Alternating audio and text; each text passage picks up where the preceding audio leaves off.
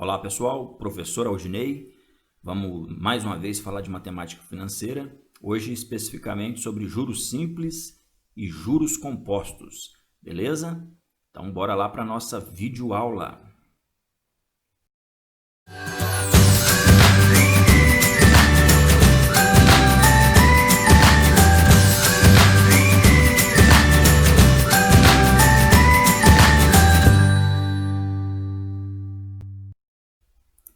Bom, juros simples, juros compostos, mas vamos entender primeiramente o que é, essa história de juros.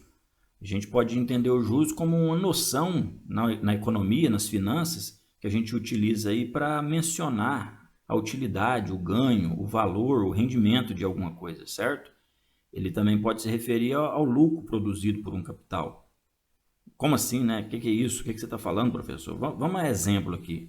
Se você vai num banco, por exemplo, para um empréstimo, né? No final do prazo lá estabelecido pelo banco, você vai ter que devolver essa quantia com juros, com, digamos assim, uma quantia que vai representar o aluguel do dinheiro.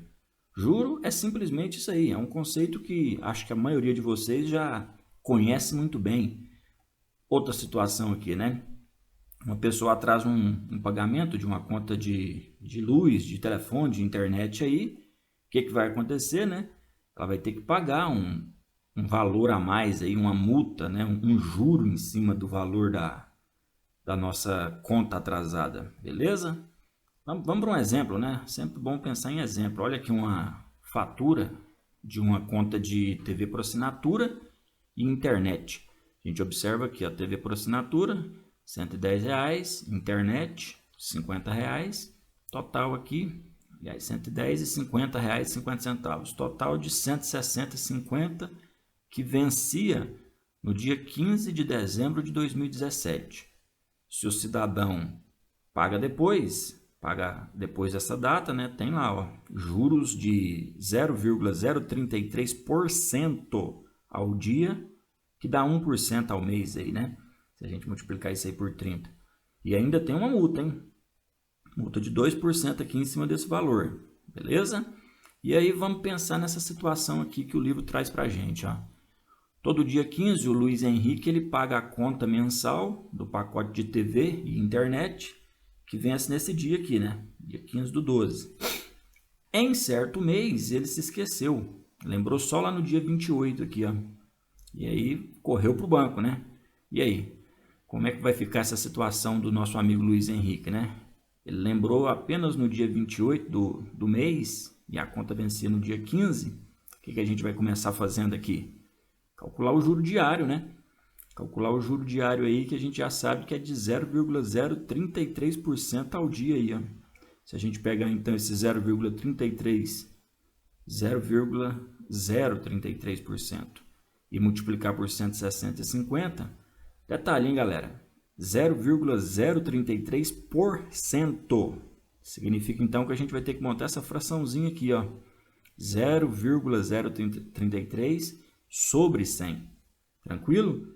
Vezes R$160,50. Se a gente efetuar isso daí, vai achar aí mais ou menos, né, esse valor aqui. Não faz muito sentido a gente pensar em R$0,053.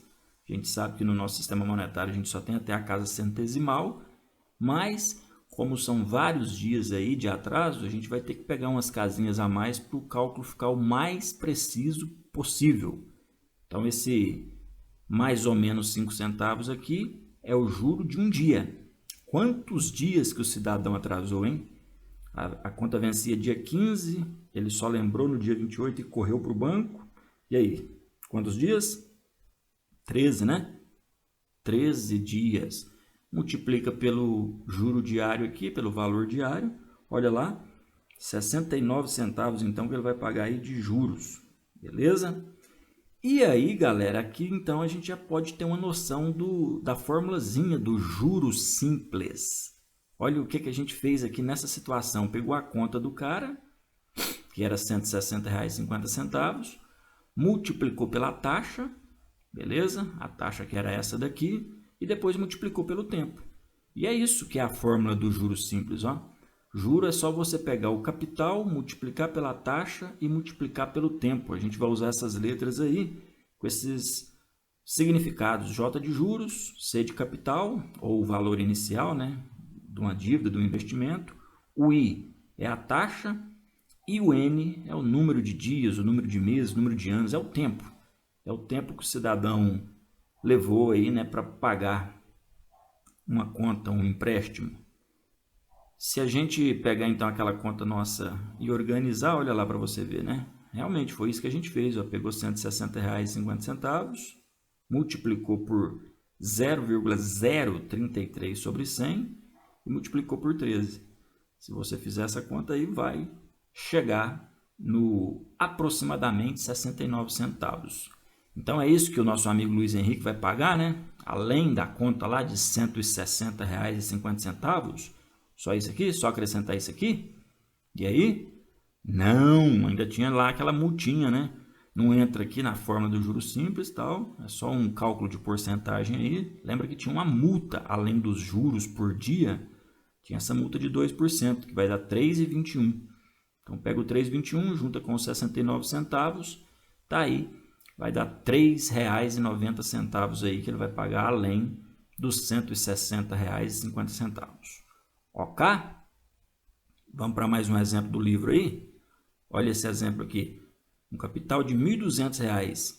Ele é aplicado no regime de juros simples. Durante 3 anos, a taxa de 1% ao mês. Aqui a gente tem que tomar cuidado, ó. O tempo foi dado em anos, a taxa foi dada mensal.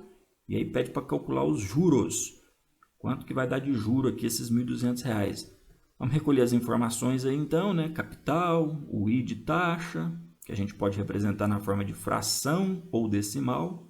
Essa porcentagem, 1%, 1 por 100, ou 1 centésimo na forma decimal. E olha o N aqui, galera.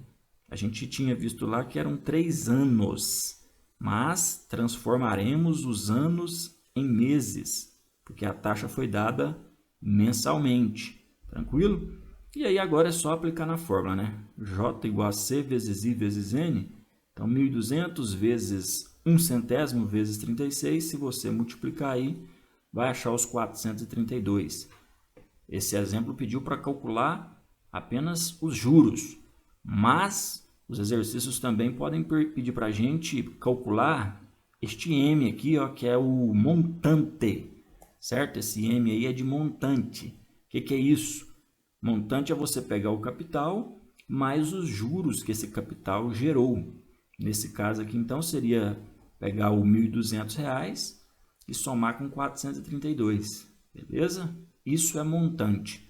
É juntar aí o capital mais os juros. Juros simples, meus amigos. Olha aí que tranquilidade essa matéria. Pessoal, juros simples então, você pega lá o capital, multiplica pela taxa, multiplica pelo tempo e os juros compostos. Será que é assim também? Não, né? A gente vai ver aqui os juros compostos aqui com uma formulazinha um pouco diferente, beleza? Vamos para uma situação problema aqui para entender bem aí essa ideia de juros compostos.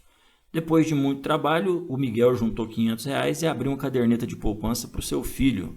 Era um presente de 10º aniversário do menino. Aí a gente vai supor que o rendimento dessa caderneta de poupança aí é de 0,6 sobre 100, beleza? Ao mês, e que não vai ser feita nenhuma retirada e nenhum depósito aí nos próximos anos. E aí quando o filho do Miguel completar 18, quanto é que ele vai ter na caderneta? Essa é a pergunta. Se fosse nos juros simples, né? A gente ia pegar o capital, multiplicar pela taxa aqui mensal e multiplicar por, no caso aqui, são 18 anos. Lá o menino tinha 10, então se passaram 8 anos, mas eu tinha que converter esses 8 anos em meses lá no juros simples. Tranquilo, né? Só que nos juros compostos não é bem assim, galera. Juros compostos a gente vai ter que pensar aí, ó, mês a mês. É o que a gente chama de regime de capitalização. Todo mês aí o juro vai ser acrescido ao capital e no próximo mês o novo juro já vai ser em cima de um outro capital e no próximo mês o novo juro lá vai ser em cima de outro capital e assim sucessivamente. No final do primeiro mês aí, a gente vai ter aí os 0,6% em cima dos R$ 500 dando aí um total de R$3 de juros. Então lá na caderneta já vai ter um outro capital ao final de um mês. O capital vai ser de 503. E aí no segundo mês vai ser calculado o juro em cima dos R$503. Ao final do segundo mês, os juros aí de 0,6% vão incidir em cima dos R$503. Aí já vai dar um juro de R$3,02, que já vai ser acrescido novamente ao novo capital, que era de R$500 lá no começo, depois passou a ser 503, e aí olha aí, 506,02. Ao final do terceiro mês, então, eu vou ter que pegar esse 506,02, multiplicar por 0,6, e aí, pensa só, né, assim sucessivamente fazendo esse cálculo. Será que vamos ter que fazer mês a mês até chegar no final lá do total de meses que esses R$500 ficaram capitalizando? Não, né? A matemática está aqui para nos ajudar com algum raciocínio aí que chegue numa formulazinha. E aí vamos devagar aqui. Vamos pensar no primeiro mês o que foi que a gente calculou. A gente pegou o capital lá, que era de R$500, e juntou com os 0,6% do capital. Tranquilo, né? Você pegou R$500 e somou com R$500 vezes 0,06 sobre 100. Foi esse o cálculo que a gente fez. Pegou o capital mais os juros que incidiram em cima daquele capital. E aí a gente pode até escrever essa formulazinha dessa maneira aqui, ó, colocando o C em evidência. A velha história do fator comum em evidência. Beleza? Então essa seria uma formulazinha que a gente poderia utilizar para representar o montante lá da caderneta de poupança do filho do Miguel ao final de um mês. Pega o capital e multiplicou por 1 mais I, né? 1 mais a taxa. Olha o tanto que isso aqui está parecido com aquela formulazinha que a gente viu para aumentos, hein? Que a gente estudou anteriormente. Vamos pensar no segundo mês. Qual foi o cálculo que eu fiz? Peguei o montante do primeiro mês e somei com taxa vezes o montante desse primeiro mês. Peguei lá o 0,6% e multipliquei pelo rendimento, pelo rendimento não, né? Pelo capital mais o rendimento do mês anterior, que a gente está chamando aqui de montante 1. Se eu coloco esse M1 em evidência, né, fazendo uma conta parecida com a de cima lá, ó, olha lá, como é que vai ficar? M1 vezes 1 mais I. E vou fazer mais uma brincadeirinha aqui, ó. No lugar desse M1, a gente está vendo lá que o M1 vale isso. Ele vale C vezes 1 mais I. Então, eu vou tirar esse M1 daqui, certo? Vou excluí-lo. E no lugar deste M1, que eu estou rabiscando aqui para ficar bem claro, eu vou colocar essa expressãozinha. Então, vai ficar assim, né? Olha lá, o restante continua igual. Ó. M2, continuou M2. 1 mais I, continuou 1 mais I. Eu só estou tirando aqui esse M1 e colocando isso para a gente chegar aqui agora num formato interessante. Olha isso aqui, o montante 2, a gente encontra pegando o capital vezes 1 mais I elevado a 2. No montante 1 era C vezes 1 mais I elevado... Eu posso até colocar o expoente 1 aqui se eu quiser. Ó. Montante 1, né? Montante de um mês, capital vezes 1 mais I elevado a 1. Esse 1 aqui é o tempo, né? Um mês. Olha aqui, é 2, o expoente é 2. E aqui, galera, então surge a nossa fórmula do juros compostos. Para descobrir o montante depois de N meses, a gente pega o capital e multiplica por 1 mais I elevado a esse tanto de meses que o capital ficou aí aplicado. No caso aí, os R$500 do filho do Miguel, Beleza? M de montante, C de capital, o I de taxa, o N de tempo. Né? As letras aí continuam com os mesmos significados de anteriormente. Esta é a formulazinha dos juros compostos. Beleza?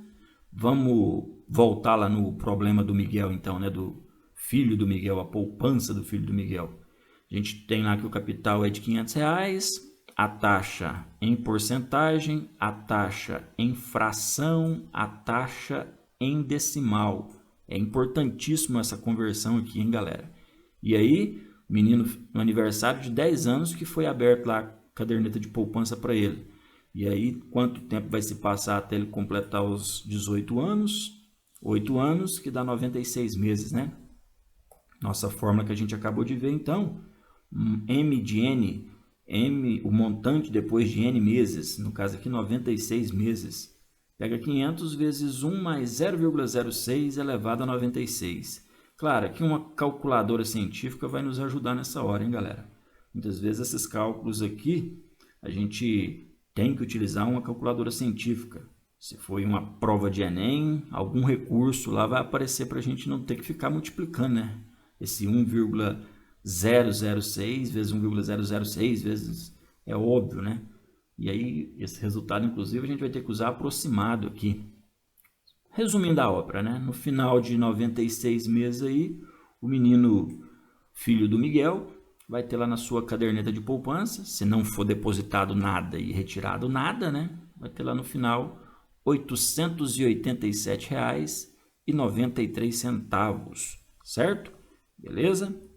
É bem tranquilo essa história dos juros compostos também. O que eu preciso é daquela formulazinha M de montante é igual a capital vezes 1 mais I elevado a N.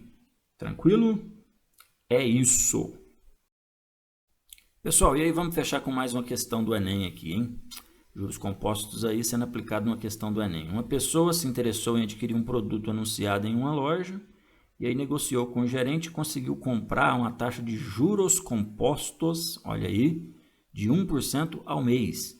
O primeiro pagamento será um mês após a aquisição do produto e no valor de R$ 202. Ó, eu já tenho quanto é que o cidadão vai pagar, hein?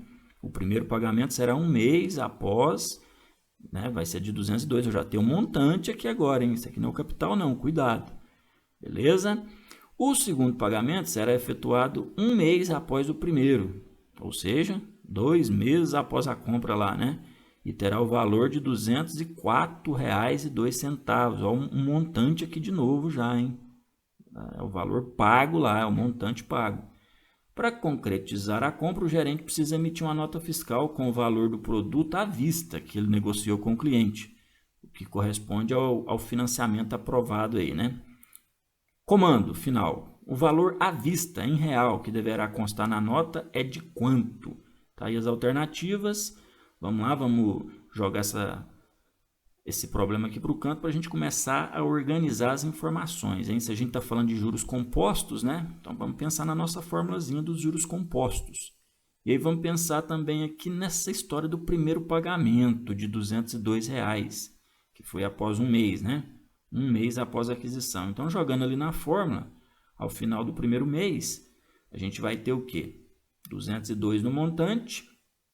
O capital eu não sei, inclusive o que eu estou querendo descobrir aqui, né? O valor à vista lá, que tem que constar na nota fiscal, o capital inicial. E a taxa aí a gente tem também, o I está lá, ó, é 1% ao mês. Tranquilo? Aqui agora, meu amiguinho, é só você somar 1 mais 0,01, que dá 1,01, beleza? Passe isso para cá dividindo, e aí você vai ter que o capital era de R$ 200 neste primeiro pagamento, beleza? Calma aí que tem um segundo. E aí a gente vai lá de novo jogar na fórmula, agora do segundo mês, né? E aí, qual que é o montante olhando aqui no exercício? Montante 2 lá, 204,02, substituindo novamente, olha lá a taxa, 1%, resolve, passa dividindo, a gente chega também aqui neste capital de R$ 200. Tranquilo? Eu estou chamando de C2 aí para diferenciar, né? Que era do primeiro pagamento e aqui do segundo pagamento. Pronto, galera, agora é só juntar aí esses 200 mais 200 e aí eu vou ter a alternativa B de bola aí, R$ 400. Questão do Enem, usando juros compostos. Questãozinha boa, hein? Bom, para finalizar aí, vamos só definir alguns termos bem frequentes aí em matemática financeira, né? Que é a unidade monetária, o M, o C de capital, o I de taxa, J de juros e o M de montante aí. Beleza? É isso. Por hoje a gente para por aqui. Muito obrigado pela atenção e até a próxima aula, meus amiguinhos.